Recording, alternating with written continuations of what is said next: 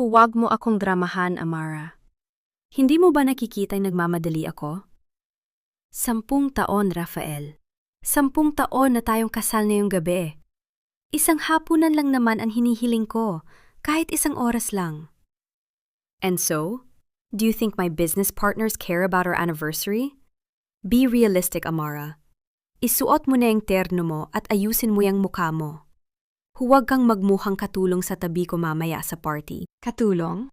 Iyan ba talaga ang tingin mo sa akin pagkatapos ng lahat ng isinakripisyo ko para sa pamilyang ito? Well, let's be honest. You certainly didn't bring a dowry into this marriage, did you? Wala kang dinala rito, kundi ang mga bayarin sa ospital ng nanay mo na kinuha sa bulsa ng mga Aragon. Ninigas si Amara sa kanyang kinatatayuan. Ang bawat salita ni Rafael ay tila mga bubog na bumaon sa kanyang lalamunan, matalas at sadyang idinisenyo upang magdugo ang kanyang dangal. Sa loob ng malawak na walk-in closet na puno ng mga mamahaling gamit, mas naramdaman ni Amara ang lamig kaysa sa init ng aircon. Ang bango ng mamahaling pabango ni Rafael na humahalo sa hangin ay tila amoy ng isang mabulok na pangako. 10 taon. 10 taon niyang ibinigay ang kanyang talino, ang kanyang lakas, at ang kanyang katahimikan para lamang maging matibay ang pundasyon ng lalaking ito. Ngunit sa huli, isa lamang pala siyang utang na pilit isinusumbat sa bawat pagkakataon. Bumukas ang pinto at pumasok si Doña Victoria. Ang tunog ng kanyang mga mamahaling alahas na nagkiskisan ay tila babala ng isang darating na unos.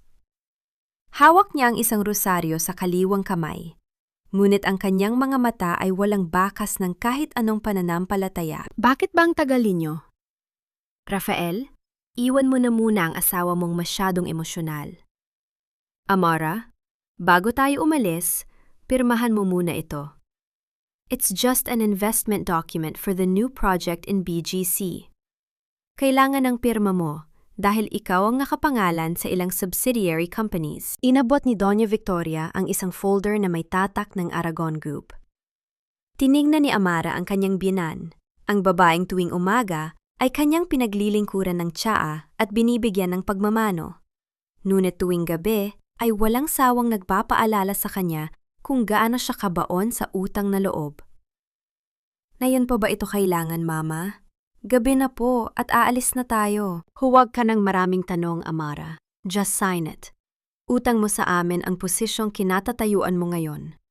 Kung hindi dahil sa amin, baka hanggang ngayon ay naglalako ka pa rin ng isda sa palengke, gaya ng kinalakihan mo. Ramdam ni Amara ang panginginig ng kanyang mga daliri habang hinahawakan ng ballpen. Sa loob ng 10 taon, ito ang naging ritmo ng kanyang buhay. Ang pirmahan ang bawat dokumentong inilalatag sa harap niya ng walang reklamo, kapalit ng kaligtasan ng kanyang may sakit na ina. Mabilis niyang idinaan ang tinta sa papel, isang pirma na tila lalong nagbabaon sa kanya sa gintong hawla ng mga Aragon. Pagkatapos niyang pumirma, mabilis na kinuha ni Doña Victoria ang folder na may isang mapanuyang ngiti sa mga labi. Good. Now go fix yourself. Ayaw kong mapag-usapan ng mga kaibigan ko na ang manugang ko ay mukhang hulas na bago pa man magsimula ang party. Lumabas ang matanda. Kasunod si Rafael na hindi man lang lumingon sa kanya. Naiwang mag-isa si Amara sa gitna ng silid na puno ng karangyaan, ngunit salat sa pagmamahal. Lumakad siya patungo sa kanyang vanity mirror. Tiningnan niya ang sariling refleksyon. Ang maamong mukha na ngayon ay puno ng pagod. Ang mga matang dati ay puno ng ningning, ngunit ngayon ay tila tuyong sapa na ng mga luha. Dahan-dahan niyang binuksan ang isang maliit na drawer sa gilid ng salamin. Doon, nakatago ang isang lumang litrato ng kanyang ina bago ito ma-stroke.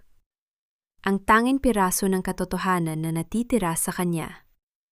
Hinaplos niya ang mukha ng ina sa litrato. Ang dalisay na pagmamahal na hinding-hindi niya mararamdaman sa bahay na ito. Para sa iyo ito, Nay. Konti na lang. Matatapos din ang lahat ng ito. Bulong niya sa hangin. Ang kanyang boses ay tila isang dalangin na pilit, kumakawala sa kanyang dibdib. Kukunin na sana niya ang kanyang clutch bag nang mapansin niyang naiwan ni Rafael ang kanyang cellphone sa ibabaw ng ottoman. Maglalakad na sana siya para kunin ito at iabot sa asawa nang bigla itong umilaw at mag-vibrate ng mabilis sa ibabaw ng tela. Isang mensahe ang lumitaw sa screen mula sa isang contact na nakapangalan lamang bilang Y. Sweetheart, I'm already at the hotel. I can't wait for tonight. Is the bank cow coming with you? Make sure she signs everything first. Ang hangin sa paligid ni Amara ay tila biglang nawala. Ang salitang bank cow ay paulit-ulit na umalingaw-ngaw sa kanyang isipan. Isang baka na pinagkukunan ng gatas. Isang bangko na pinagkukunan ng pera. Hindi siya asawa. Hindi siya tao. Para sa kanila, isa lamang siyang kagamitan na may expiration date. Narinig niya ang mga yabag ni Rafael na pabalik sa silid. Mabilis ning ibinalik ang cellphone sa dati nitong pwesto at tumayo ng tuwid. Pilit na itinatago ang panginginig ng kanyang buong katawan. Pumasok si Rafael, kinuha ang phone nang hindi man lang siya tinitingnan at muling lumabas habang may kausap na sa kabilang linya. Dahil sa katahimikan ng pasilyo, malinaw na narinig ni Amara ang boses ni Rafael mula sa labas ng pinto. Isang boses na puno ng lambing na kailanman ay hindi nito ibinigay sa kanya. Don't worry, Isabel. Hawak ko na ang pirmadong dokumento. Sa atin na ang lahat ng shares na natitira sa pangalan niya. Pagkatapos ng party na ito, hindi na natin kailangan pang magpanggap. Malapit na siyang mabulok sa kalsada kung saan natin siya pinulot. Ang bawat salita ay tila isang matalim na palaso na tumagos sa puso ni Amara. Ngunit sa pagkakataong ito, hindi luha ang lumabas. Isang malamig at matalim na pakiramdam ang unti-unting bumalot sa kanyang pagkatao. Ang 10 taon ng pagtitiis, ang bawat sampal ng salita at ang bawat gabing ginugol niya sa pag-iyak ay biglang naglaho. Napalitan ng isang mapanganib na kalmado. Lumingon si Amara sa salamin. Sa unang pagkakataon sa loob ng isang dekada, hindi na ang biktima ang nakita niya. Isang bagong Amara ang dahan-dahang gumigising. Isang babaeng wala ng utang na loob na dapat bayaran dahil ang lahat ay nasingil na ng nakaraan. Habang naglalakad siya palabas ng silid, ang bawat hakbang ng kanyang suot na takong sa makintab na sahig ay tila isang babala ng isang darating na pagkawasak. Ang gabi ng kanilang anibersaryo ay hindi magiging gabi ng pagdiriwang para sa mga Aragon. Ito ang magiging simula ng kanilang pinakamatinding bangungot. Ang tanong na lamang na natitira sa kanyang isipan habang nakatanaw sa madilim na langit ng Makati. Sapat na ba ang pirmang ibinigay niya para tapusin ang lahat? O ito pa lang ang simula ng kanyang tunay na paghihigante? Ano na naman ba ito, Amara? Pati ba naman basurang papel sa bulsa ng suit ko pinapakialaman mo? Isang Cartier receipt, Rafael. Isang kuwintas na nagkakahalaga ng 2 milyong piso. Isang linggo na ang nakalilipas mula na mabili ito. Pero hindi ko ito nakitang isinuot mo sa akin. Hindi mo rin ito ibinigay sa akin nung anibersaryo natin kagabi. Diyos ko, Amara, you are so paranoid. Regalo yan para sa asawa ng isa sa pinakamalaking investors ng Aragon Group. Bahagi yan ng business PR, something your simple mind wouldn't understand. Masanay ka na kasi na ang mundo ko ay hindi lang umiikot sa kusina o sa mga drama mo. Business PR?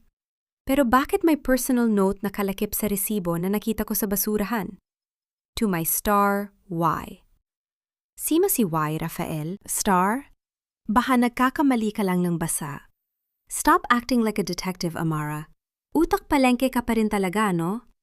Imbes na magpasalamat ka sa marangyang buhay na ibinibigay ko, mas pinipili mo pang maghanap ng butas kung saan-saan.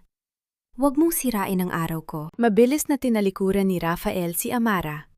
Ang kanyang mga hakbang sa marmol na sahig ay tila mga serya ng sampal na nag-iwan ng hapdi sa pandinig ng asawa. Naiwan si Amara na nakahawak sa gilid ng mesa. Ang resibong hawak niya ay unti-unting nayuyupi sa loob ng kanyang nanginginig na palad.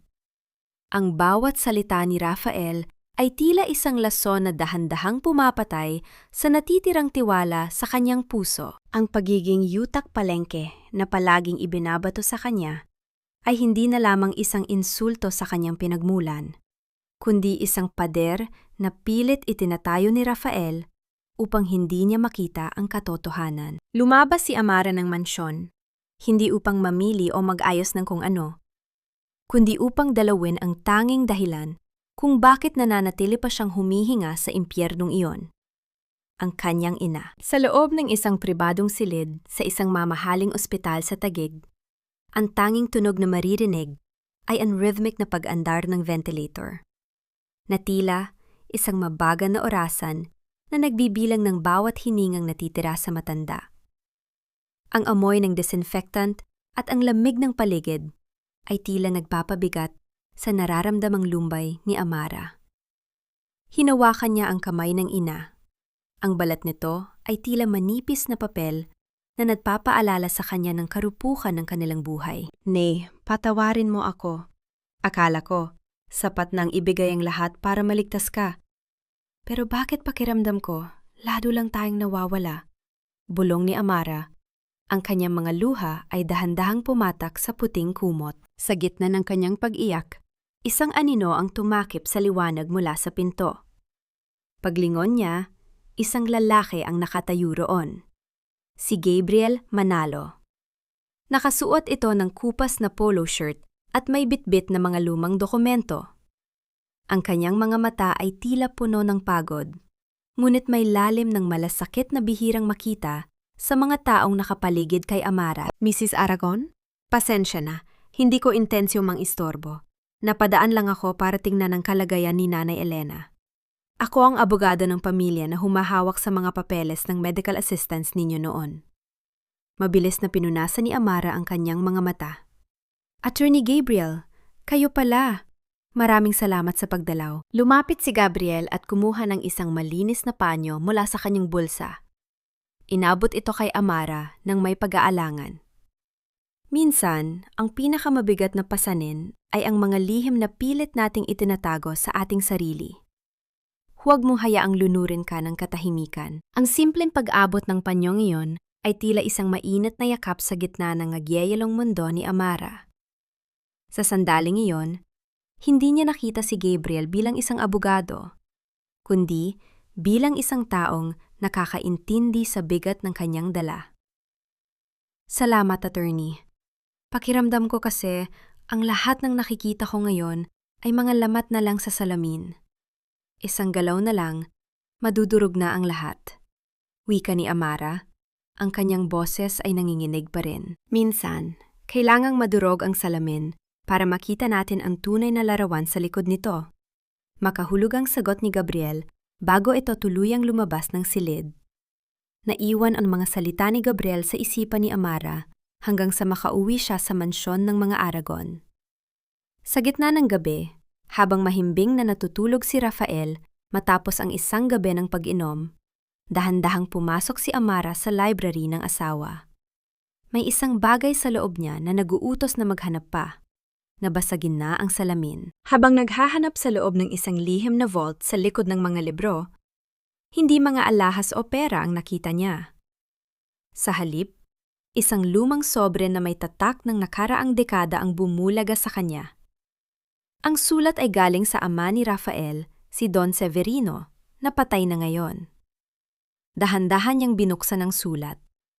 Ang bawat salitang nakasulat sa lumang papel ay tila mga kulog na yumanig sa kanyang buong pagkatao. Severino, ang kaso tungkol sa aksidente ni Elena Villamor ay ayos na.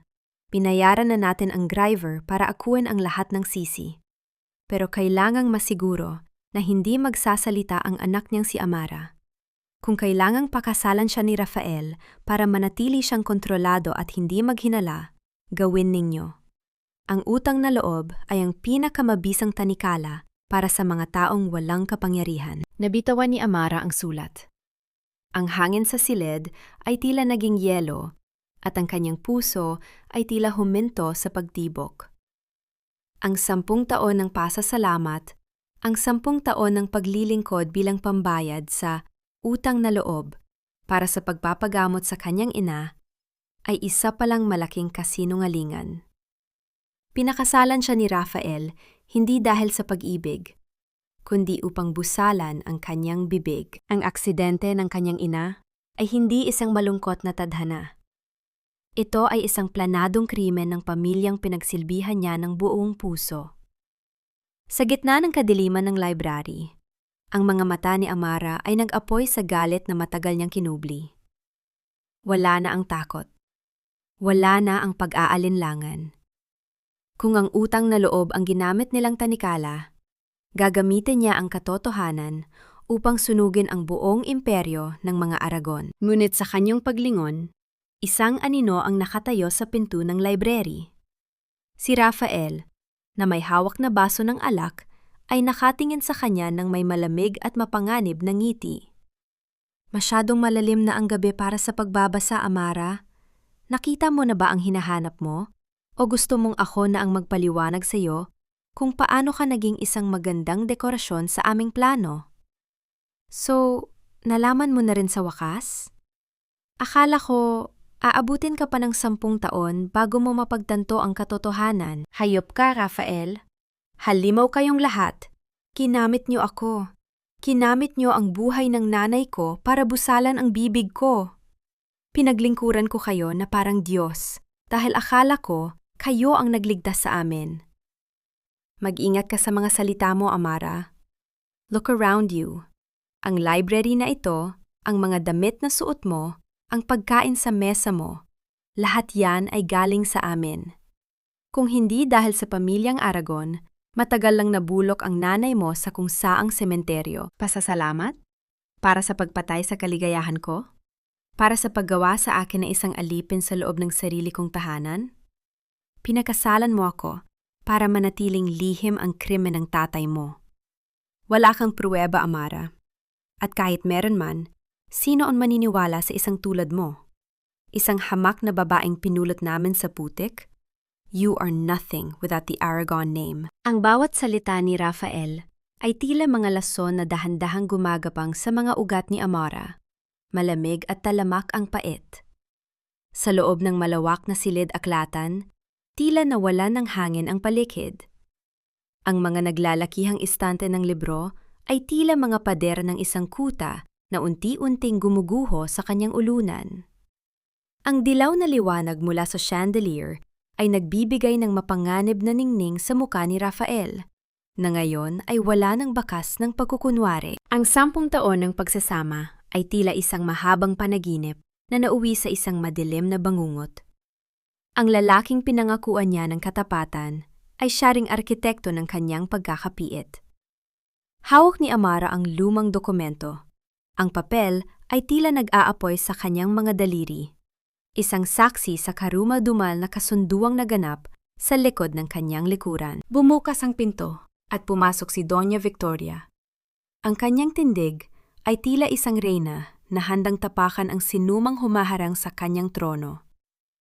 Hawak niya ang isang mamahaling panyo na may burda ng ginto, habang ang kanyang mga mata ay nananatiling tuyo at puno ng panghahamak. Masyadong maingay para sa ganitong oras, Amara. Akala ko ba ay tinuruan kita ng wastong asal? Huwag mong kalimutan ang utang na loob mo sa amin. Ang bawat gamot na pumapasok sa katawan ng nanay mo ay galing sa pawis ng anak ko. Lumingon si Amara sa kanyang biyenan. Sa unang pagkakataon sa loob ng isang dekada, hindi siya yumuko. Hindi siya humingi ng paumanhin. Sa halip, lumakad siya patungo sa maliit na bar sa sulok ng silid kung saan nakalapag ang isang tasa ng tsaa na kanina lamang ay inihanda niya para sa matanda bilang bahagi ng kanyang gabi-gabing ritual ng pagsisilbi. Sa isang mabagal at dutkwat na pagkilos, dahan-dahang itinigil ni Amara ang paghinga at ibinuhos ang mainit na tsaa sa lababo. Ang usok na nagmula sa mainit na likido ay tila sumasagisag sa huling bakas ng kanyang pagtitiis na unti-unting naglalaho sa hangin. Ang simpleng pagtatapon ng tsaang iyon ay ang kanyang deklarasyon ng kalayaan. Hindi na siya ang babaeng handang lumuhod para sa mga mumo ng pagkalinga. Ito ang huling tsaa na ititimpla ko para sa inyo, Doña Victoria. At ang utang na loob na palagi ninyong isinusumbat. Tapos na ako doon. Dahil ang katotohanan ay kayo ang may utang sa akin. Utang ninyo sa akin ang bawat taon na ninakaw ninyo mula sa akin. At utang ninyo ang hustisya para sa nanay ko. Ang mukha ni Doña Victoria ay namutla sa galit. Ang kanyang mga labi ay nanginig sa hindi maipaliwanag na pagkagulat. Lakas ng loob mong sumagot. Rafael, paalisin mo ang babaeng ito, na yun din. Hindi niyo ako kailangang palayasin. Malamig na tugon ni Amara. Ang kanyang boses ay tila matalim na bakal na humihiwa sa katahimikan. Aalis ako sa sarili kong paraan. Pero bago iyon, sisiguraduhin kong malalaman ng lahat kung anong klaseng dumi ang itinatago sa ilalim ng makintab na sahig ng mansyong ito. Mabilis na lumabas si Amara ng library. Hindi pinansin ang mga mura at sigaw ni Rafael na tila mga desperadong alon na humahampas sa batuhan. Ang kanyang mga hakbang sa pasilyo ay puno ng determinasyon. Habang papalabas siya ng malaking pinto ng mansyon, naramdaman niya ang malamig na hangin ng gabi na yumayakap sa kanyang balat. Isang lamig na hindi nakakasakit, kundi nagpapagising sa kanyang natutulog na diwa. Sa dulo ng driveway, sa ilalim ng malamlam na ilaw ng post, isang lumang sasakyan ang dahan-dahang huminto. Bumukas ang pinto at lumabas ang isang pamilyar na figura. Si Gabriel.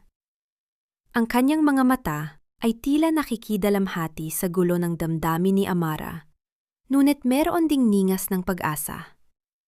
Sinasabi ko na nga ba, darating ang gabi na hindi mo na kayang sikmuraan ang hangin sa loob ng bahay na yon. Wika ni Gabriel. Ang kanyang boses ay mahinahon, ngunit may otoridad. Attorney, alam nila. Alam nilang alam ko na, hingala sabi ni Amara. Mabuti. Dahil mas madaling lumaban kapag wala nang itinatago, sagot ni Gabriel habang binubuksan ang pinto ng sasakyan para sa kanya. Handa ka na bang wasakin ang imperyong itinayo sa ibabaw ng mga kasinungalingan? Sumakay si Amara sa sasakyan. Iniwan ang anino ng mansyong naging bilangguan niya sa loob ng 10 taon. Habang umaandar ang sasakyan palayo sa Makati, isang malalim na katahimikan ang bumalot sa kanila. Ngunit sa ilalim ng katahimikang iyon, may isang katanungang bumabagabag sa puso ni Amara. Bakit ganun na lamang ang pagnanais ni Gabriel na tulungan siya? Mayroon pa bang ibang dahilan sa likod ng kanyang mga malasakit? O baka ang sugat na dala ni Gabriel ay mas malalim pa kaysa sa inaakala niya? Lumingon si Amara sa huling pagkakataon sa nagliliwanag na lungsod. Ang gabi ay bata pa at ang kanyang laban ay nagsisimula pa lamang. Ngunit sa kanyang bulsa, naramdaman niya ang bigat ng isang maliit na susi na kinuha niya mula sa vault ni Rafael. Isang susi na hindi lamang magbubukas ng mga dokumento, kundi posibleng magbunyag ng isang lihim na hindi inaasahan ni Gabriel. Amara, stop this nonsense. Bumalik ka na sa bahay. Pinagmumukha mo kaming katatawanan sa mga social circles natin. Katatawanan? Rafael, ang tawag mo sa pagbawi ko sa sarili kong buhay ay isang biro? Listen to me. Kailangan mong pirmahan ang merger papers bukas. Huwag mong idamay ang negosyo sa tampo mo. You know how important this is for the family's image. The family? O ang imahe mo bilang isang matagumpay na CEO na, sa katunayan ay asawa lang ang inaasahan para hindi lumubog ang kumpanya? Huwag mong masyadong mataas ang tingin sa sarili mo. Kung wala ang pangalang Aragon, isa ka lang pulubi. Sign the papers and I'll increase your monthly allowance. I'll even buy you that house in Batangas you've been dreaming of. Just stop this acting and come home. Isang mapait na ngiti ang sumilay sa mga labi ni Amara habang hawak ang kanyang telepono. Ang bawat salita ni Rafael ay tila mga sirang plaka na paulit-ulit na tumutugtog sa kanyang pandinig. Mga pangakong nakabalot sa pera, mga suhol na ang tanghing layunin ay busalan ang kanyang katotohanan. Sa loob ng maliit at payak na apartment na tinutuluyan niya ngayon, ang amoy ng luma, ngunit malinis na kahoy ay mas masarap pang langhapin kaysa sa mamahaling pabango ng mansyong iniwan niya. Dahan-dahan niyang ibinaba ang telepono sa ibabaw ng lamesa nang hindi na sumasagot. Ang katahimikan sa silid ay tila isang malalim na telon na naghihiwalay sa kanya mula sa maingay at mapagkunwaring mundo ng Makati. Malamig na ang supas mo, Amara. Kumain ka muna. Napaangat ang tingin ni Amara.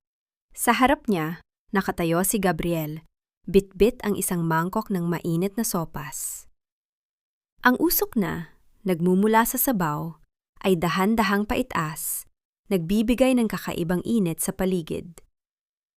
Ang kanilang kinalalagyan ay isang maliit na karinderya sa kanto, malayo sa mga 5-star restaurant na nakasanayan ni Amara. Ngunit dito niya naramdaman ang isang bagay na matagal nang nawala sa kanya. Ang pagiging totoo. Habang dahan-dahang hinigop ni Amara ang mainit na sabaw, ang init nito ay tila gumagapang mula sa kanyang lalamunan hanggang sa kanyang nanlalamig na puso. Ang simpleng lasa ng luya at manok ay nagpaalala sa kanya ng kanyang pagkabata, bago pa man siya naging bilanggo ng gintong hawla. Salamat, attorney. Akala ko, nakalimutan ko na kung paano malasahan ang mga ganitong bagay. Mahinang sabi ni Amara. Minsan, kailangan nating bumalik sa pinakapayak na simula para maalala kung sino talaga tayo. Tugon ni Gabriel. Ang kanyang tinig ay tila isang mahinahong awit na nagpapakalma sa bawat gulo ng isip ni Amara. Huwag mong hayaang lamunin ka ng galit. Ang laban na ito ay hindi lang para sa paghihigante, kundi para sa pagbawi ng iyong danggal. Nagtagpo ang kanilang mga mata. Sa loob ng ilang sandali, tila huminto ang mundo sa paligid nila. Walang ingay ng mga sasakyan, walang bulong ng mga tsismis. Tanging ang pintig ng puso ni Amara ang naririnig niya. Isang pintig na muling nagkakaroon ng buhay. Ngunit ang kapayapaang iyon ay panandalian lamang. Kinuha ni Amara ang kanyang laptop at binuksan ang financial dashboard ng subsidiary companies ng Aragon Group. Bilang Chief Financial Officer sa anino sa loob ng 10 taon, kabisado ni Amara ang bawat pasikot-sikot ng kanilang pondo. Ang bawat galaw ng pera ay tila mga nota sa isang piyesa na siya ang kumumpas. Attorney, ready na ang lahat, wika ni Amara. Ang kanyang mga mata ay nagpapakita ng isang matalas na katalinuhan. Lahat ng supplementary cards na ginagamit ni Rafael para sa kanyang luho at para sa pagpapakain kay Isabel ay nakakabit sa aking main account. Isang pindot ko lang. Magiging pirasong plastic na lang ang mga iyon. Sigurado ka na ba rito? Kapag ginawa mo ito, wala nang balikan, paalala ni Gabriel. Wala naman talaga akong babalikan, attorney. Ang nakaraan ko ay isang abon na lang na hinihintay na lang na tangayin ng hangin. Habang papalubog ang araw sa labas ng karinderya, ang bawat segundo ay tila isang countdown para sa isang malaking pagsabog. Si Amara ay hindi na ang babaeng humihingi ng awa. Siya na ang babaeng may hawak ng katarungan. Kinuha niya ang kanyang cellphone at mabilis na nag-type ng isang command sa bank app. Isang notification ang biglang lumitaw sa screen. Magpapakita ng isang mensahe mula sa system ng bangko. Request processed. 15 supplementary cards under the Aragon Villamor account are now permanently deactivated. Isang malalim na buntong hininga ang pinakawala ni Amara. Ramdam niya ang bigat na tila unti-unting nawawala sa kanyang mga balikat. Ngunit bago pa man niya maisara ang laptop, isang hindi inaasahang email ang dumating. Galing ito sa isang anonymous sender at ang subject line ay tila isang malamig na tubig na ibinuhos sa kanya. Hindi lang pera ang ninakaw nila sa iyo, Amara. Look at the attached file. Your mother's accident wasn't just a hit and run.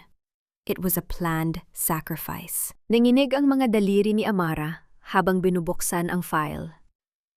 Ang nakita niya ay isang larawan ng isang lumang ledger na may sulat kamay ni Don Severino, ang ama ni Rafael. Doon, nakatala ang isang halaga na ibinayad sa isang hitman, isang halaga na may petsang tumutugma sa araw ng aksidente ng kanyang ina. Ngunit may isang pangalan sa ibaba ng ledger na hindi inaasahan ni Amara.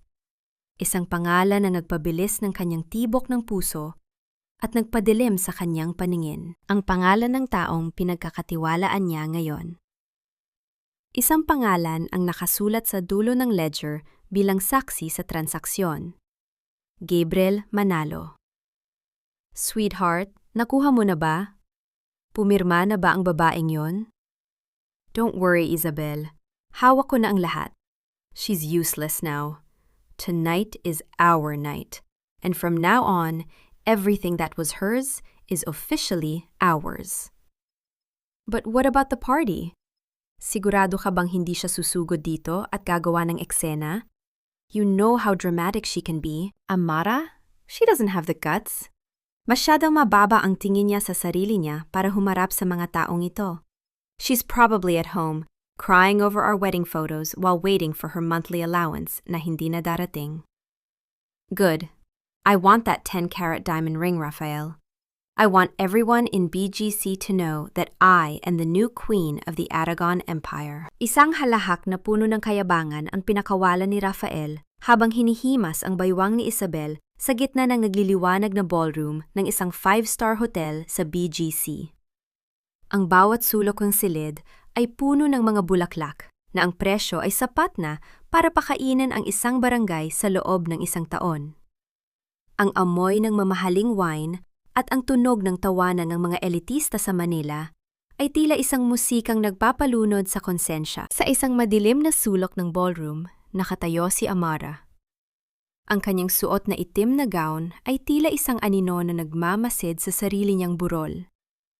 Hawak niya ang isang baso ng champagne. Ngunit ang kanyang mga mata ay hindi nakatuon sa karangyaan sa harap niya, kundi sa lalaking kanina pa niya tinitingnan mula sa malayo. Si Gabriel. Bakit nasa ledger ang pangalan mo, Gabriel? Isa ka rin ba sa kanila? Ang katanungang ito ay tila isang tinik na bumaon sa kanyang lalamunan, mas masakit pa kaysa sa pagtataksil ni Raphael. Ngunit alam ni Amara na hindi ito ang oras para sa pagdududa. Kailangan niyang tapusin ang sinimulan niya. Ito na ang sandali. Tumayo si Raphael sa gitna ng entablado, hawak ang isang maliit na velvet box. Ang lahat ng mata ay nakatuon sa kanya. Ang mga flash ng kamera ay tila mga kidlat na nagbabadya ng isang darating na unos. Ladies and gentlemen, panimula ni Raphael. Ang kanyang tinig ay puno ng awtoridad. Tonight is not just a celebration of success, but a celebration of a new beginning. Isabel, will you make me the luckiest man and accept this ring? Isang hiyawan ng paghanga ang bumalot sa silid. Inilabas ni Raphael ang kanyang kulay itim na Centurion card at iniabot ito sa waiter na may bitbit na wireless terminal. Isang simpleng pagkilos, isang simbolo ng kanyang kapangyarihan. Dahan-dahang idinaan ng waiter ang card sa machine. Ang katahimikan sa ballroom ay tila naging mabigat. Lumipas ang ilang segundo. Ang muka ng waiter ay nagbago mula sa pagiging magalang patungo sa paggalito. Sir, I'm sorry. Decline po ang card ninyo. Isang mahinang bulungan ang nagsimulang kumalat sa mga bisita. Bahagyang tumawa si Raphael, bagaman ramdam na ang pagkairita sa kanyang boses. That's impossible. Baka sira ang machine nyo. Try this one. Iniabot niya ang isa pang card. Mula, ang terminal ay naglabas ng pulang ilaw. Transaction denied. Isang pangatlo, pang-apat at panlimang card ang sinubukan ni Raphael. Ngunit ang resulta ay pareho. Ang pawis ay nagsimulang mamuo sa kanyang noo at ang pagmamalaki sa kanyang mga mata ay unti-unting napalitan ng takot. What is the meaning of this? Do you know who I am? Sigaw ni Raphael. Ang kanyang boses ay nanginginig na sa galit. Alam nila kung sino ka, Raphael. Pero alam na rin ng bangko na wala ka ng perang pambayad.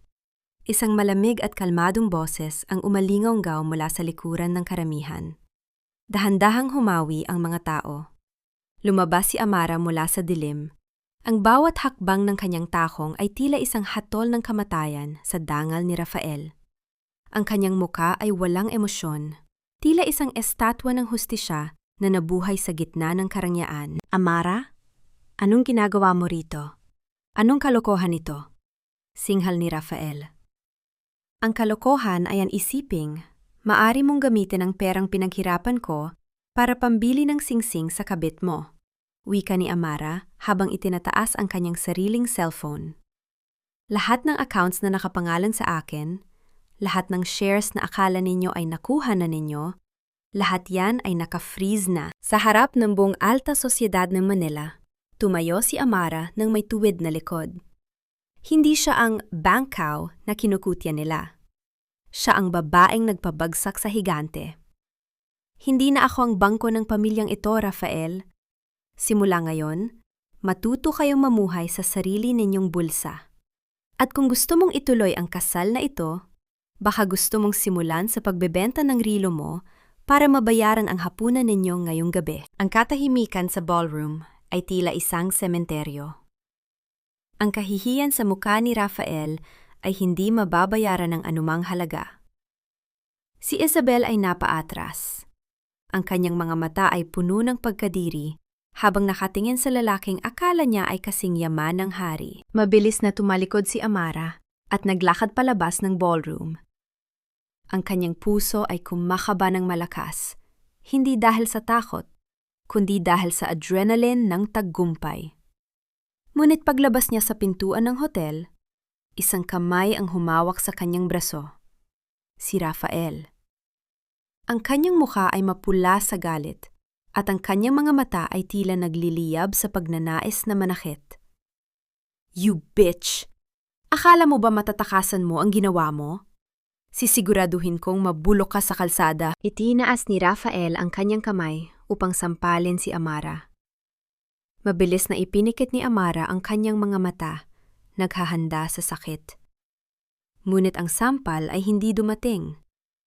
Ang tunog ng isang malakas na pagkakahawak sa braso ang narinig ni Amara. Pagdilat niya, nakatayo sa pagitan nila si Gabriel, mahigpit na hawak ang bisig ni Rafael. Subukan mong idapo ang kamay mo sa kanya, Rafael, at sisiguraduhin kong ang susunod na party na pupuntahan mo ay sa loob ng selda. Malamig na banta ni Gabriel. Attorney Gabriel? So, totoo nga. Ikaw ang nasa likod nito. Sigaw ni Rafael habang pilit na kumakawala. Amara, magsama kayo ng traidor na yan. Pero tandaan mo, Amara, alam ko rin ang lihim ni Gabriel. Tanungin mo siya kung anong ginawa niya 10 taon na ang nakalilipas sa harap ng nag-aagaw buhay mong ina. Napabitaw si Gabriel sa braso ni Rafael at ang takot na dumaan sa kanyang mga mata ay sapat na para wasakin ang huling pag-asa sa puso ni Amara. Ano ang tunay na papel ni Gabriel sa gabing nagpabago sa buhay ni Amara? Hindi ka lang magnanakaw, Amara. Wala kang utang na loob. Inubos mo ang pera ng pamilyang nagligtas sa iyo mula sa putikan at ngayon, sisirain mo ang pangalan namin? Pera ninyo? Rafael, bawat sentimong ginamit ko ay bunga ng 10 taon kong pagtatrabaho sa kumpanya ninyo nang walang sahod. Ako ang nag-ayos ng mga utang nyo. Sa tingin mo ba may maniniwala sa iyo? Look at the news, Amara. Isang gold digger na asawa nagnakaw ng milyon-milyon bago lumayas. Iyan ang kwento mo ngayon. You're a criminal in the eyes of the law and the public. Kahit balugtutin mo pa ang katotohanan, Rafael, alam ng Diyos ang totoo. At hindi ako titigil hanggat hindi kayo nagbabayad sa lahat ng ginawa niyo sa nanay ko. Go ahead, magsumbong ka sa langit. Pero dito sa lupa, sisiguraduhin kong mabulok ka sa kalsada. Wala kang makukuhang tulong kahit kanino. Kahit ang hero mong si Gabriel, tatalikuran ka rin kapag nalaman mo ang tunay niyang kulay. Ang boses ni Rafael sa kabilang linya ay tila isang matalim na kutsilyo na dahan-dahang humihiwa sa natitirang lakas ni Amara. Ibinaba niya ang telpono at mabilis na hinarap ang telebisyon sa loob ng kanyang maliit na apartment. Ang bawat balita ay puno ng kanyang muka. Mga larawang kuha mula sa CCTV, mga peking ebidensya ng paglilipat ng pondo, at ang umiiyak na mukha ni Doña Victoria na nagpapanggap na biktima ng isang traidor na manugang. Ang paligid ni Amara ay tila unti-unting sumisikip. Ang kanyang bagong tirahan ay isang maliit na unit sa isang lumang gusali sa Cubao. Ang amoy ng alikabok at lumang pintura ay malayo sa amoy ng lavender at mamahaling kandila sa Makati. Ngunit sa kabila ng liit ng espasyo, dito niya naramdaman ang kalayaang hindi nabibili ng salapi. Ngunit ang bawat sulyap niya sa bintana ay nagpapaalala sa kanya ng mga salita ni Rafael tungkol kay Gabriel. Nasaan si Gabriel? Bakit pagkatapos ng gabi sa BGC ay hindi na ito nagpakita? Ang katahimikan ni Gabriel ay tila isang madilim na ulap na nagbabadyang magdala ng mas malakas na bagyo. Isang dahan-dahang pagkatok sa pinto ang bumasag sa kanyang malalim na pag-iisip. Nanigas si Amara. Sino ang pupunta rito? Ang mga Aragon ba? O ang mga reporter na kanina pa siya hinahanap? Dahan-dahan niyang binuksan ang pinto. Nanlaki ang kanyang mga mata nang makita ang isang matandang babae na may bitbit na 2 malaking bayong, hinihingal at basang-basa ng pawis. Nanay Ising? Anong ginagawa niyo rito? Si Nanay Ising, ang vuja na nag-alaga kay Amara sa loob ng 10 taon sa mansyon, ay mabilis na pumasok at isinara ang pinto. Inilapag niya ang mga bayong na puno ng mga delata, bigas, at ilang mga lumang damit ni Amara. Hiha, hindi ko kayang sikmuraan ang kasama ang nangyayari sa bahay na yon. Narinig ko ang plano ni na Doña Victoria na ipapa-blacklist ka sa lahat ng kumpanya at bangko. Kaya kinuha ko ang mga natitira kong ipon at sumunod ako sa iyo. Hindi kita pababayaan, Amara. Sa gitna ng pagkatalo, sa gitna ng pagtalikod ng mundong, akala niya ay kabilang siya. Isang simpleng katulong ang nagpakita ng tunay na katapatan. Niyakap ni Amara ang matanda at ang kanyang mga luha na kanina pa niya pinipigilan ay dahan-dahang umagos. Binabasa ang balikat ni Nanay Ising. Salamat, Nay. Akala ko mag-isa na lang ako. Hikbi ni Amara. Huwag kang mag-alala, anak. Magluluto ako ng sinigang. Ang amoy ng mainit na sabaw ang magpapalaya sa lungkot ng apartment na ito. Nakangiting sabi ni Nanay Ising habang nagsisimulang mag-ayos sa maliit na kusina. Habang pinapanood ni Amara ang matanda, naramdaman niya ang unti-unting pagbabalik ng kanyang determinasyon. Ang bawat hiwa ng kutsilyo ni Nanay Ising sa mga gulay ay tila isang ritmo na nagbibigay ng bagong lakas sa kanyang puso. Kinagabihan, habang tahimik silang kumakain sa ilalim ng malamlam na ilaw ng isang bumbilya, isang sobre, ang dahan-dahang isinilid sa ilalim ng kanilang pinto. Mabilis na tumayo si Amara at kinuha ito. Walang pangalan ng sender.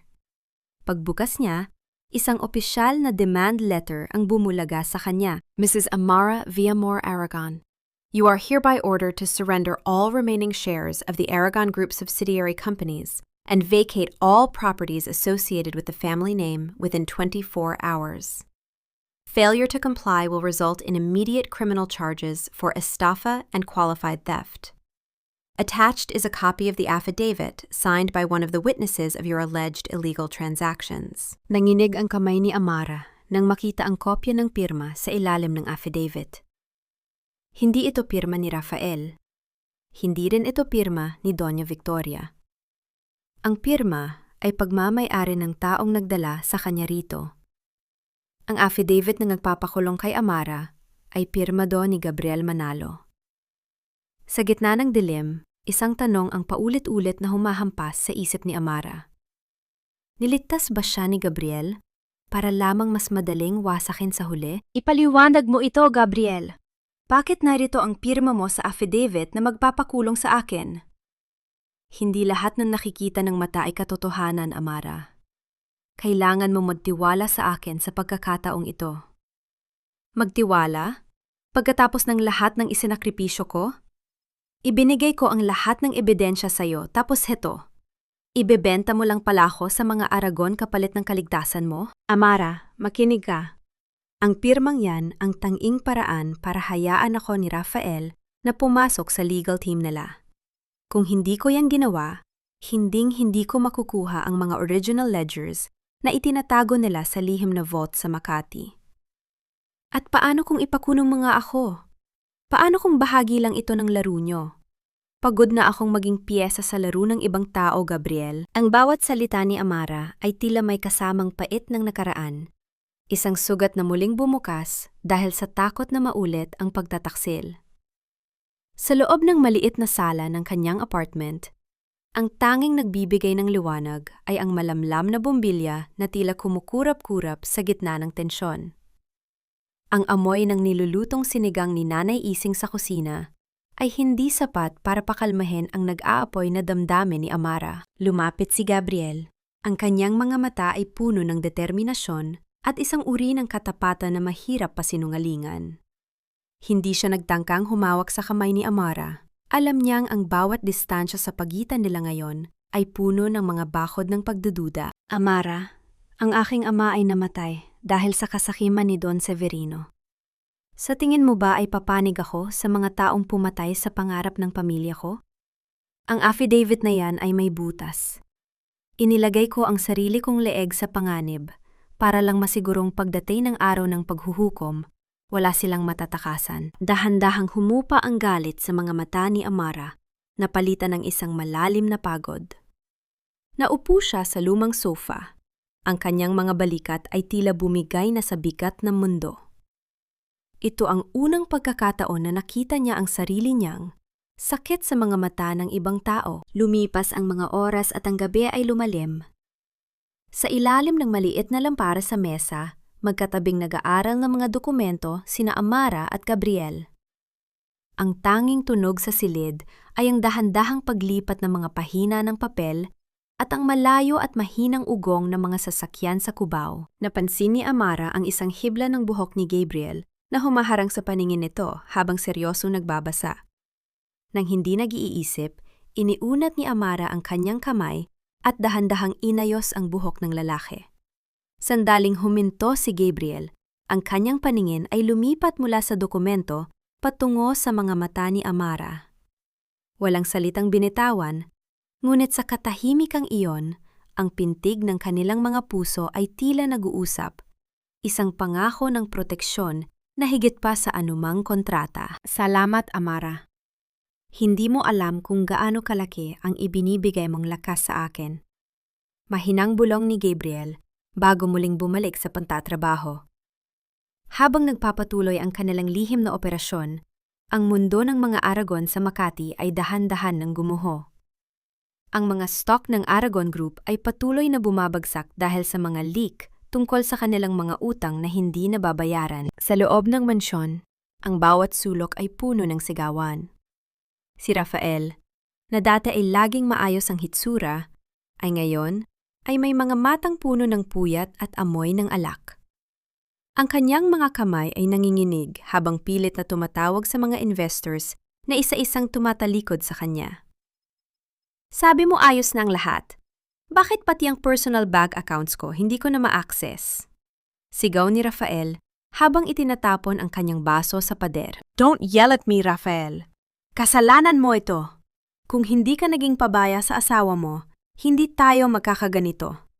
Singhal ni Isabel habang nag-eempake ng kanyang mga gamit. Aalis na ako. Hindi ako papayag na madamay sa paglubog ng barko mo. You're leaving me now? Na yung wala na akong pera?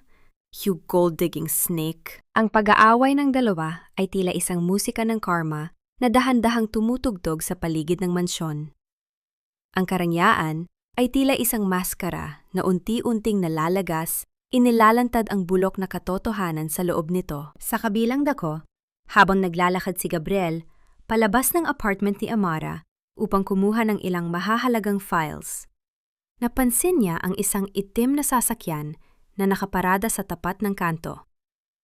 Hindi ito gumagalaw, ngunit ang mga bintana nito ay itim na itim. Tila may mga matang nagmamasid sa bawat kilos niya. Kinuha ni Gabriel ang kanyang telepono at mabilis na nagpadala ng mensahe kay Amara. Ngunit bago pa niya matapos ang pag-type, isang notification ang lumabas sa screen ng kanyang sariling laptop na naiwan sa mesa ni Amara. Isang balita ang bumulaga sa screen. Misteryosong investor? Binili ang 50% ng shares ng Aragon Group subsidiary companies. Ang pagkakakilala ng investor ay nananatiling lihim, ngunit ang kumpanyang ginamit sa transaksyon ay rehistrado sa ilalim ng pangalan ng isang yumaong tao. Naniga si Amara nang makita ang pangalan ng kumpanya. Elena Villamor Holdings. Ang kumpanyang bumibili sa mga Aragon ay nakapangalan sa kanyang ina. Sino ang gumagamit sa pangalan ng kanyang ina para ubusan ng mga Aragon? At bakit tila mas alam pa ng taong ito ang pasikot-sikot ng kanilang yaman kaysa sa kanya? Amara, iha, nagdala ako ng paborito mong kakanin. Pag-usapan naman natin ito ng maayos, bilang isang pamilya. Pamilya? O baka kailangan nyo lang ang pirma ko para hindi tuluyang mabangkarote ang Aragon Group? Huwag ka namang magsalita ng ganyan. Alam mo na, ang mga matatanda, minsan ay bublutin lang. Pinapatawad na kita sa lahat ng mga nagawa mo. Bumalik ka na sa amin. Kayo ang mapapatawad sa akin? Doña Victoria, wala akong nagawang kasalanan, kundi ang maniwala sa inyo sa loob ng 10 taon. At ang kakanin na dala ninyo, ibigay nyo na lang sa mga taong niloko ninyo. Baka sakaling mabawasan ang bigat ng krus na pasa ninyo. Wala ka talagang utang na loob. Akala mo ba ay mananatili kang nasa itaas? Tandaan mo, kami ang naglagay sa iyo sa posisyong yan. Isang matalim na titig ang ibinalik ni Amara sa kanyang biyenan. Ang bawat salita ni Doña Victoria ay tila mga tuyong dahon na madaling tangayin ng hangin. Walang bigat, walang katotohanan. Sa loob ng maliit na apartment ni Amara, ang presensya ng matandang babae na nakasuot ng mamahaling perlas at may dalang rosaryo ay tila isang malaking insulto sa payak na pamumuhay na tinatamasa ngayon ni Amara. Dahan-dahang lumapit si Amara. Hindi siya yumuko para magmano.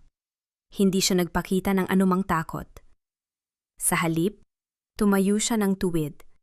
Ang kanyang mga mata ay tila mga salamin na nagpapakita ng lahat ng dumi sa pagkatao ni Doña Victoria. Sa unang pagkakataon, hinawakan ni Amara ang kamay ng matanda, hindi para humalik, kundi para itulak ito palayo sa kanyang pintuan. Ang pakiramdam ng malamig na balat ni Doña Victoria ay hindi na nagbibigay ng panginginig kay Amara, kundi isang malalim na pagkadiri. Ang utang na loob ko ay nabayaran ko na noong gabing hayaan ninyong mamatay nang unti-unti ang dangal ko sa mansyon ninyo. Umalis na kayo, Doña Victoria. Baka madumihan pa ang mamahalin ninyong sapato sa sahig ng apartment ko. Malamig na wika ni Amara. Napanganga ang matanda, ang kanyang mukha na puno ng botox ay tila naging isang maskara ng purong galit bago siya padabog na tumalikod.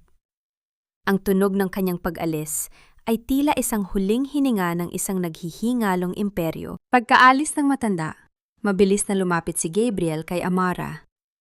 May hawak siyang mga dokumentong galing sa isang whistleblower mula sa loob ng kumpanya. Amara, tama ang hinala mo. Ang St. Jude Foundation na laging ipinagmamalaki ni Doña Victoria sa simbahan ay ginagamit nila para sa money laundering. Doon nila idinadaan ang mga pondong galing sa mga biktima ng land grabbing ni Rafael. Paliwanag ni Gabriel. Ang kanyang boses ay puno ng tensyon. Ibig sabihin, ang lahat ng donasyong ibinibigay nila ay galing din sa nahaw na yaman? Ang dumi, Gabriel. Sobrang dumi nila. Pait na sagot ni Amara. Habang sinusuri nila ang mga papeles, ang gabi ay tila naging mas madilim. Ang katahimikan sa Cubao ay binasag ng isang kakaibang pangyayari. Mula sa bintana, napansin ni Gabriel ang isang liwanag na nagmumula sa direksyon ng kanyang maliit na opisina na ilang kanto lang ang layo. Ang liwanag ay hindi galing sa bumbilya. Ito ay isang kulay kahel na ningas na mabilis na lumalaki, lumalamon sa madilim na langit. Ang opisina ko... Amara, ang mga ebidensya! Sigaw ni Gabriel. Mabilis silang tumakbo patungo sa direksyon ng apoy. Pagdating nila, ang gusali ay tila isang nagliliyab na impyerno. Ang amoy ng nasusunog na papel at kemikal ay humahalimuyak sa hangin, tila isang babala na ang mga Aragon ay handang pumatay para manatiling lihim ang kanilang mga krimen. Nanlumo si Amara habang pinapanood ang apoy na tumutupok sa kanilang huling pag-asa. Ngunit sa gitna ng kaguluhan, napansin ni Amara ang isang itim na sasakyan na dahan-dahang umaalis sa kabilang kalsada. Sa loob nito, nakita niya ang pamilyar na anino ni Rafael. May hawak na lighter at may isang ngiting tila nagmumula sa kailaliman ng kadiliman. Ngunit may isang bagay na hindi alam ni Rafael. Dahan-dahang hinawakan ni Amara ang kanyang bulsa. Naramdaman niya ang matigas na piraso ng isang flash drive, ang digital na kopya ng lahat ng dokumento na lihim niyang itinago bago pa. Habang nagliliyab ang gusali, isang malakas na pagsabog ang yumanig sa buong kanto. Hindi ito aksidente. Isang bomba ang itinanim para siguraduhing walang matitira. Sa gitna ng usok at tili ng mga tao, nawala sa paningin ni Amara si Gabriel. "Gabriel! Nasaan ka?" sigaw ni Amara, ngunit ang tanging sumagot ay ang lagablab ng apoy at ang tunog ng papalapit na mga bumbero. "Sigurado ka bang wala nang natira, Rafael? I want to make sure that woman has nothing left to hold against us." "Ma, trust me, ang opisina ni Gabriel ay abo na. Lahat ng files, pati na yung laptop niya, wala nang pakinabang. Tonight we celebrate the Aragon Group's resilience. We are the victims here, and the world will see that." "Good. Look at all these people, Rafael. All the big names in Manila are here to support us. Isuot mo ang pinaka-confident mong ngiti. After this charity gala, Amara Villamor will be nothing but a bad memory." "Siyempre, Ma. I've prepared a special video presentation to show how she stole from us. This will be her final nail in the coffin." Isang mayabang na tawa ang pinakawalan ni Rafael habang inaayos ang kanyang silk necktie sa harap ng malaking salamin sa backstage ng ballroom. Ang kanyang muka ay puno ng tagumpay. Tila isang hari na katatapos lang manalo sa isang madugong digmaan. Sa labas, ang tunog ng mga kubyertos na nagtatamaan sa mga mamahaling plato at ang banayad na tugtog ng orchestra ay nagbibigay ng impresyon ng isang perpektong gabi. Ngunit sa gitna ng karamihan, isang anino ang dahan-dahang gumagalaw. Si Amara. Suot ang isang simpleng puting gown na tila sumisira sa dilim ay tahimik na nagmamasid. Ang kanyang puso ay tumitibok ng mabilis, hindi dahil sa takot, kundi dahil sa adrenaline ng katotohanan. Sa kabilang dulo ng ballroom, nakita niya si Gabriel. May benda ang braso at may sugat sa muka mula sa pagsabog. Ngunit ang kanyang mga mata ay naglalaban. Buhay sila. At ang apoy na akala ni Rafael ay tumupok sa kanila ay siya palang nagpaningas sa kanilang huling plano. Umakyat si Rafael sa entablado. Ang lahat ng ilaw ay nakatuon sa kanya. Tila isang banal na liwanag na pilit nagtatakip sa kanyang maruming budi. "Ladies and gentlemen," panimula ni Rafael. Ang kanyang boses ay umaalingaw-ngaw sa buong ballroom. "Tonight, we are here for a cause. But before we start the auction, I want to share a story of betrayal. A story of how a woman we treated as family tried to destroy the very foundation that gave her a life." Nagdilim ang buong ballroom. Isang malaking screen ang bumaba mula sa itaas. Ang lahat ay natahimik, naghihintay sa ebidensya laban kay Amara. Ngunit nang magsimula ang video, hindi ang mukha ni Amara ang lumitaw. Ang unang narinig ng lahat ay ang boses ni Rafael, malinaw at tila nagmumula sa kailaliman ng impyerno. "Amara is just my bank cow. Kapag nakuha ko na ang huling pirma niya, itatapon ko siya sa kalsada kung saan ko siya pinulot." Isang malakas na bulungan ang sumabog sa loob ng silid. Ang mukha ni Rafael sa entablado ay biglang namutla.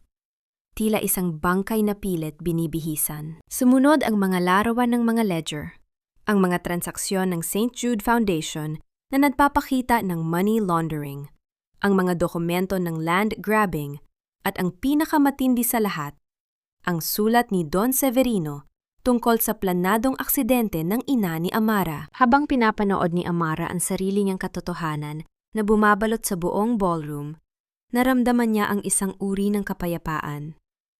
Hindi na siya ang biktima na nakikita ng mga tao sa screen. Siya ang babaeng naglakas, loob na buksan ang mga mata ng mundo.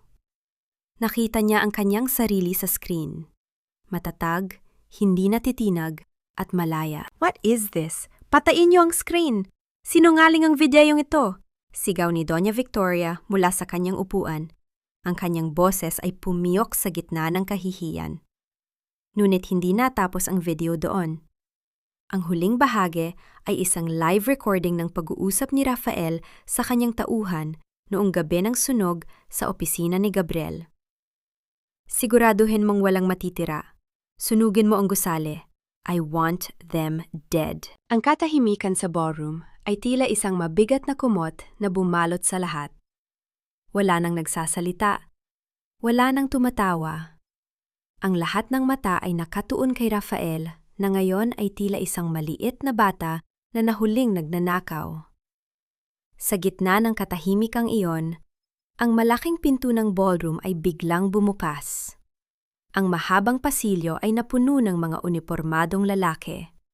Ang tunog ng kanilang mga sapatos sa carpeted floor ay tila isang martsa ng katarungan. "Rafael Aragon, Doña Victoria Aragon, you are under arrest for arson, attempted murder, and money laundering." Wika ng isang opisyal ng pulisya.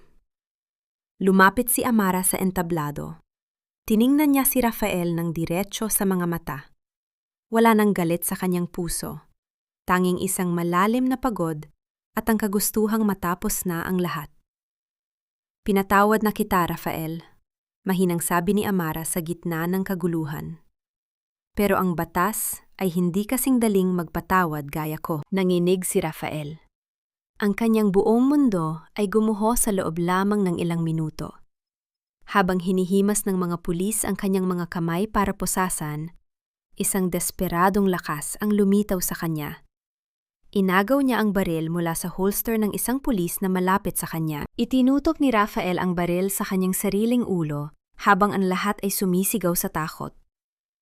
"Kung mawawala rin lang ang lahat sa akin, walang matitira sa inyo!" sigaw niya. Ngunit sa huling sandali, lumingon siya kay Amara at dahan-dahang ibinaling ang dulo ng baril patungo sa babaeng sumira sa kanyang imperyo. Ang tunog ng pagkasanang baril ay ang huling bagay na narinig ni Amara bago ang isang malakas na sigaw mula kay Gabriel. "Sa tingin mo ba hahayaan kitang manalo? Kung babagsak ako, isasama kita sa impyerno, Amara. Ikaw ang sumira sa lahat. Ikaw ang pumatay sa pangalan ng mga Aragon." Bumagsak ka na, Rafael. Hindi mo lang matanggap na ang impyernong tinutukoy mo ay ang buhay na itinayo mo mismo sa ibabaw ng mga kasinungalingan. Ibinigay ko sa iyo ang lahat. Pero ang kinuha mo ay hindi lang pera, kundi ang pagkatao ko. Shut up! Huwag mo akong pangaralan. Mahal mo ako, di ba? Iligtas mo ako. Sabihin mo sa mga pulis na nagkamali lang sila. Sabihin mo sa kanilang, mahal mo pa rin ako. Mahal? Rafael, ang pag-ibig ay hindi isang tanikala na ginagamit para manakit. Ang nararamdaman ko sa iyo noon ay isang sakit na ngayon lang gumaling. Tingnan mo ang sarili mo. Wala ka ng hawak na kahit ano, kundi ang takot. Ang bawat salita ni Amara ay tila isang malamig na hangin na humahampas sa naglalayab na galit ni Rafael. Sa gitna ng naguguluhang ballroom, ang lahat ay tila naging estatwa. Ang mga pulis ay dahan-dahang gumagalaw.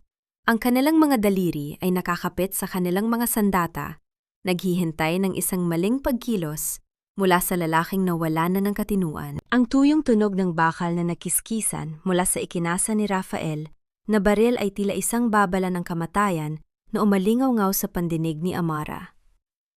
Ngunit hindi siya kumurap. Ang kanyang mga mata ay nanatiling nakatitig sa asawa, hindi bilang isang biktima, kundi bilang isang saksi sa pagkawasak ng isang tao. Sa gitna ng panganib, dahan-dahang humakbang si Amara patungo kay Rafael. Isang hakbang na puno ng panganib, ngunit puno rin ng awtoridad. Sa sandaling iyon, naramdaman ni Amara ang tunay na kapangyarihan. Hindi ang kapangyarihang bumili ng tao, kundi ang kapangyarihang hindi na magpaapi sa takot. Nakita niya ang panghinginig ng mga kamay ni Rafael, ang pawis na gumagapang sa mukha nito, at ang kawalan ng laman sa mga mata ng lalaking akala niya ay hari ng kanyang mundo. Amara, huwag! Pakiusap, lumayo ka sa kanya! Sigaw ni Gabriel. Ang kanyang boses ay puno ng pait at kaba habang pilit na humaharang sa harap ni Amara. Ngunit hindi tumigil si Amara. Huminto siya ilang pulgada lamang mula sa dulo ng baril. Rafael, 10 taon akong nagsilbi sa'yo. 10 taon kong inako ang mga pagkakamali mo. Ngayong gabi, ang huling regalong ibibigay ko sa'yo ay ang katotohanan. Wala ka ng asawa na gagawa ng paraan para sa'yo. Wala ka ng bank cow na kukuhaan mo ng gatas. Mag-isa ka na. Ang mga mata ni Rafael ay napuno ng luha. Hindi luha ng pagsisisi, kundi luha ng isang taong tuluyan nang nawalan ng kontrol. Ang kanyang kamay na may hawak ng baril ay dahan-dahang bumaba. Tila naging masyadong mabigat ang bakal para sa kanyang mahinang kalooban. Sa isang iglap, mabilis na sumugod ang mga pulis.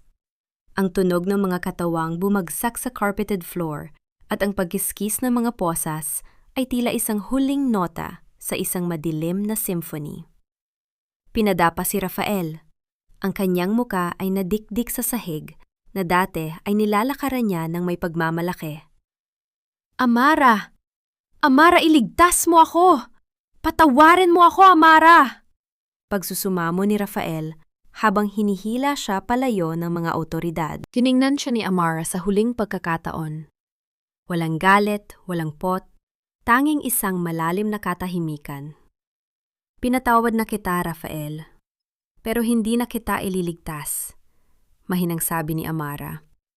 Ang kanyang boses ay sapat na para marinig ng lalaki bago ito tuluyang ilabas ng ballroom. Kasunod na inilabas si Doña Victoria, na hanggang sa huling sandali ay pilit na itinatago ang kanyang muha gamit ang kanyang mamahaling panyo.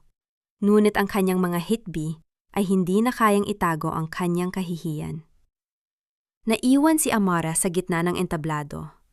Ang ballroom na kanina ay puno ng karangyaan ay ngayon ay isa na lamang malaking silid na puno ng kalat at mga bulong. Dahan-dahang lumapit si Gabriel sa kanya. Ang kanyang mukha ay puno ng relief at isang hindi maipaliwanag na paghanga. Tapos na, Amara. Malaya ka na sa wakas, wika ni Gabriel. Huminga ng malalim si Amara. Ang hangin ay tila naging mas matamis, mas madaling langhapin. Tiningnan niya ang kanyang mga kamay. Ang mga kamay na dati ay puro pirma lamang para sa pamilya Aragon, ngayon ay malinis na at handa na para sa sarili niyang buhay. Attorney, salamat. Dahil sa iyo, nahanap ko ang lakas na hindi ko alam na mayroon ako. Tugon ni Amara. Hindi dahil sa akin, Amara. Palaging nandoon ang lakas na yon. Kailangan mo lang ng dahilan para gamitin ito, nakangiting sabi ni Gabriel. Naglakad sila palabas ng hotel, magkasabay sa ilalim ng nagliliwanag na mga bituin ng BGC. Ngunit sa paglabas nila, isang grupo ng mga reporter ang sumalubong sa kanila. Ang mga flash ng kamera ay tila mga kidlat na muling nagbabadya. At sa gitna ng mga flash na iyon, isang pamilyar na muka ang nakita ni Amara mula sa malayo. Si Isabel. Hawak nito ang isang envelope at may isang ngiting tila may itinatagong bago at mas mapanganib na plano. Lumapit si Isabel kay Amara at may ibinulong na nagpabura sa ngiti sa mga labi ng bida. Akala mo ba tapos na ang lahat dahil nakulong si Rafael? Hindi mo pa nakikita ang huling pirma sa diwata ng nanay mo, Amara. May isang taong mas malakas pa sa mga Aragon ang nagmamay-ari na ng buhay mo. Akala mo ba talaga ay malaya ka na, Amara? Ang shares na hawak ng Elena Villamor Holdings ay hindi isang regalo. Isa yang utang na kailanman ay hindi mo mababayaran. Ano na namang laro ito, Isabel? Wala ka na makukuha sa akin Wala na ang mga Aragon na kinapitan mo para sa luho mo. Poor naive Amara. Iniligtas ka lang ni Gabriel para itali ka sa sarili niyang mga plano. Bakit sa tingin mo sa pangalan ng nanay mo inilagay ang lahat? Para habang buhay kang tatanaw ng utang na loob sa kanya. Isang hawla lang din ang pinasukan mo. Pinalitan mo lang ang kulay ng ginto. Hindi lahat ng tao ay katulad ninyo na tumitingin sa kapwa bilang kagamitan. Ang lason sa isip mo ay hindi natatalab sa akin. Sige, maniwala ka sa gusto mo. Pero tandaan mo, kapag hiningi na ni Gabriel ang kapalit ng lahat ng tulong niya, huwag kang iiyak sa akin. Dahil sa mundong ito, walang ibinibigay ng libre. Isang mapait na ngiti ang iniwan ni Isabel bago ito tuluyang sumakay sa isang naghihintay na taxi. Iniwan si Amara na nakatayo sa gilid ng kalsada, habang ang malamig na hangin ng madaling araw ay humahampas sa kanyang mukha. Ang mga salita ni Isabel ay tila mga huling patak ng ulan mula sa isang lumipas na bagyo, malamig, nakakanginig, at nag-iiwan ng mansa sa kanyang kapayapaan. Tiningnan ni Amara si Gabriel na nakatayo ilang metro ang layo, naghihintay sa kanya sa tabi ng sasakyan. Ang katanungang bumabagabag sa kanya ay tila isang mabigat na bato sa kanyang dibdib. Shinare ba ni Gabriel ang lahat sa pangalan ng kanyang ina para lamang makuha ang katapatan niya? Iba ba ito sa ginawa ng mga Aragon? Sa loob ng sasakyan, ang katahimikan ay tila isang pader na namamagitan sa kanila. Ang tanging tunog na naririnig ni Amara ay ang sarili niyang paghinga at ang mahinang ugong ng makina habang binabaybay ang daan patungo sa ospital. Attorney, bakit? Mahinang tanong ni Amara, hindi tumitingin sa lalaki. Bakit Elena Villamor Holdings ang ipinangalan mo sa kumpanyang bumili ng shares ng mga Aragon? Bakit kailangan sa pangalan ng nanay ko? Dahan-dahang itinigil ni Gabriel ang sasakyan sa gilid ng kalsada. Lumingon siya kay Amara. Ang kanyang mga mata ay walang bakas ng pagkukunyari. Tanging isang malalim na pag-unawa dahil ang perang ginamit ko ay ang perang ninakaw ng mga Aragon sa pamilya ko. 10 taon na ang nakalilipas. Hindi ko yun pera, Amara. Yun ay katarungang matagal lang dapat na ibigay sa'yo at sa nanay mo. Inilagay ko sa pangalan niya ang lahat para walang sinuman, kahit ako, ang may karapatang kumuha nito sa'yo. Hindi mo ako kailangang bayaran. Hindi mo kailangang tumanaw ng utang na loob. Ang kalayaan mo ay hindi isang utang, Amara. Ito ay iyong-iyo. Ramdam ni Amara ang pagguho ng huling pader ng pagdududa sa kanyang puso. Ang init na dumaloy sa kanyang mga mata ay hindi na dahil sa sakit, kundi dahil sa isang uri ng pag-asa na akala niya ay namatay na kasabay ng kanyang kabataan. Hinawakan ni Gabriel ang kanyang kamay ng dahan-dahan, tila nagtatanong kung maaari na bang simulan ang bagong kabanata. Kinabukasan, ang ingay ng Makati ay dahan-dahang napalitan ng katahimikan ng Batangas. Isang maliit na bahay na malapit sa dagat kung saan ang amoy ng asin at ang tunog ng mga alon ay nagbibigay ng kakaibang musika sa paligid. Dito dinala ni Amara ang kanyang ina. Sa loob ng isang silid na puno ng liwanag at sariwang hangin, nakaupo si Nanay Elena sa kanyang wheelchair, nakatanaw sa asul na abot-tanaw. Dahan-dahang lumapit si Amara at hinaplos ang kulubot na pisingi ng ina. Nay, nandito na tayo. Wala na ang mga Aragon, wala na ang mga anino. Tayong dalawa na lang, Nay. Bulong ni Amara. Sa unang pagkakataon sa loob ng maraming taon, nakita ni Amara ang isang dahan-dahang paggalaw sa mga labi ng kanyang ina. Isang mahina, halos hindi mapansing ngiti, ngunit sapat na para basagin ang huling bakas ng lungkot sa puso ni Amara. Ang kanyang ina ay tumutugon. Ang paghilom ay nagsisimula na. Habang nag-eempake ng kanyang mga gamit sa bagong bahay, nakita ni Amara ang kanyang lumang wedding ring sa loob ng kanyang clutch bag. Ang gintong singsing na dati ay simbolo ng kanyang pagkakapiit, ay ngayon ay isang piraso na lamang ng metal na walang halaga. Lumakad si Amara patungo sa dalampasigan. Ang bawat hakbang niya sa malambot na buhangin ay tila isang pag-alis ng mga bakas ng kanyang nakaraan. Itinaas niya ang kanyang kamay at tiningnan ang singsing sa huling pagkakataon. Sa isang malakas na paghagis, itinapon ni Amara ang singsing sa gitna ng karagatan. Ang dahan-dahang paglubog nito sa ilalim ng mga alon ay tila isang formal na pagtatapos sa 10 taon ng dilim. Goodbye, Amara Aragon. Welcome home, Amara Villamor. Wika niya sa kanyang sarili. Sa malayo, nakita niya si Gabriel na naglalakad patungo sa kanya. Bit-bit ang 2 tasa ng kape.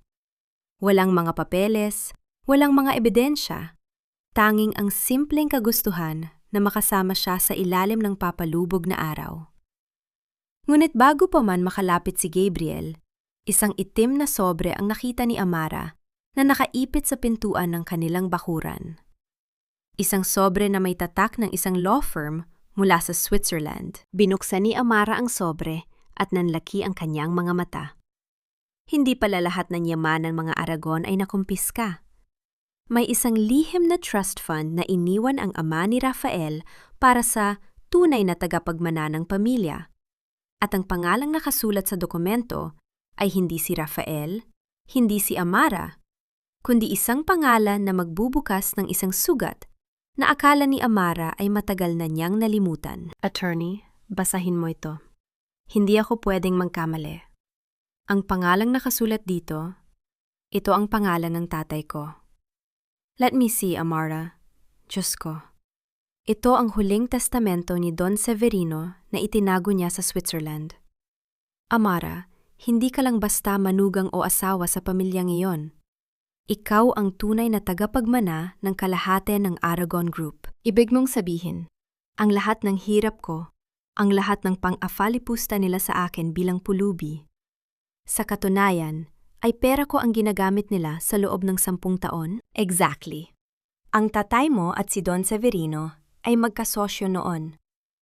Pero nang mamatay ang tatay mo, kinontrol ni Severino ang lahat at pinalabas na wala kayong naiwang kahit ano. Kaya kanya pinakasalan kay Rafael, hindi para tulungan ka, kundi para masigurong hindi mo kailanman malalaman ang katotohanan at hindi mo mababawi ang para sa'yo. Kaya pala ganun na lamang ang takot ni Doña Victoria na mawala ako. Hindi dahil sa kailangan nila ako, kundi dahil hawak ko ang susi sa kanilang pagkawasak ng hindi ko alam. Isang malalim at malamig na katahimikan ang bumalot sa balkonahe ng bahay sa Batangas. Ang tunog ng mga dahon ng niyog na nagkiskisan dahil sa hanging dagat ay tila mga bulong ng nakaraan na ngayon lang nagkaroon ng linaw. Hawak ni Amara ang dokumentong nagbabago sa lahat. Ang bigat na nararamdaman niya sa loob ng 1 dekada, ang bigat ng utang na loob, ay biglang naglaho, napalitan ng isang matinding galit na agad ding natunaw patungo sa isang malalim na pag-unawa. Hindi siya ang may utang.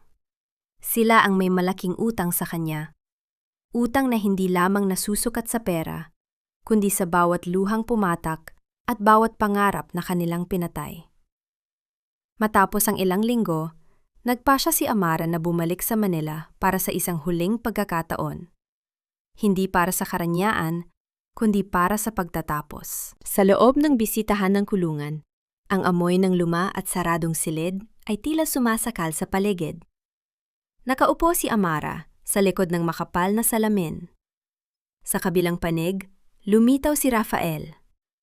Wala na ang mamahaling suit, wala na ang ayos ng buhok, at wala na ang kinang sa mga mata. Ang kanyang suot na orange na uniforme ay tila isang malupit na paalala ng kanyang kinahinatnan. Nandito ka ba para pagtawanan ako, Amara? Para ipakita na nakuha mo na ang lahat? Boses ni Rafael na basag at puno ng pait mula sa intercom.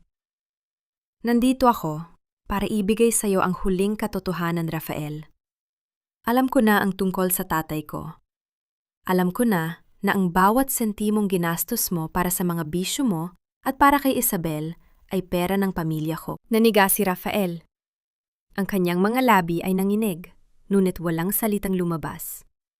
Ang kahihiyan sa kanyang mga mata ay tuluyan ng bumasag sa kanyang natitirang yabang. Hindi ako napunta rito para maningil, Rafael. dahil ang buhay mo ngayon ay sapat na kabayaran na. Nandito ako para sabihin na simula sa araw na ito, malaya na ako. At sa paglaya ko, kinalilimutan ko na ang pagkakaroon mo ng puwang sa alaala ko. Tumayo si Amara nang hindi hinihintay ang sagot ni Rafael. Sa bawat hakbang niya palabas ng kulungan, naramdaman niya ang dahan-dahang pagtanggal ng mga huling hibla ng tanikala sa kanyang puso. Ang bawat sikat ng araw na tumatama sa kanyang mukha paglabas ng gusali ay tila isang basbas ng bagong simula. Lumipas ang 1 taon. Ang Batangas ay naging saksi sa muling pagkabuhay ng isang babae. Ang Amara Foundation ay hindi na lamang isang pangarap. Ito ay isang malaking kumpanya na tumutulong sa libo-libong kababaihan na biktima ng financial abuse at domestic violence. Ang dating bank cow ay naging anghel ng pag-asa para sa marami. Sa loob ng kanilang hardin, nakaupo si Nanay Elena sa isang silya. Masigla at nakakapagsalita na ng ilang mga salita. Ang kanyang mga mata ay puno ng katuwaan habang pinapanood ang kanyang anak na abala sa pagtatanim ng mga bulaklak. Amara, anak, masaya ako. Mahina, ngunit malinaw na sabi ng matanda. Napatigil si Amara at agad na niyakap ang ina. Ang luhang pumatak sa kanyang pisingi ay hindi na luha ng dusa, kundi luha ng wagas na pasasalamat. Ang lahat ng sakripisyo ay nagkaroon ng kabuluhan dahil sa sandaling ito. Habang papalubog ang araw, naglakad si Amara patungo sa dalampasigan kung saan naghihintay si Gabriel. Ang tubig sa dagat ay tila naging ginto dahil sa refleksyon ng langit. Ang hangin ay payapa at ang tanging tunog ay ang dahan-dahang paghampas ng mga alon sa pampang. Lumapit si Gabriel at dahan-dahang hinawakan ang kamay ni Amara. Walang singsing na ginto, walang mga mamahaling pangako. Tanging ang init ng palad ng isa't isa at ang pangako ng katapatan ang namamagitan sa kanila.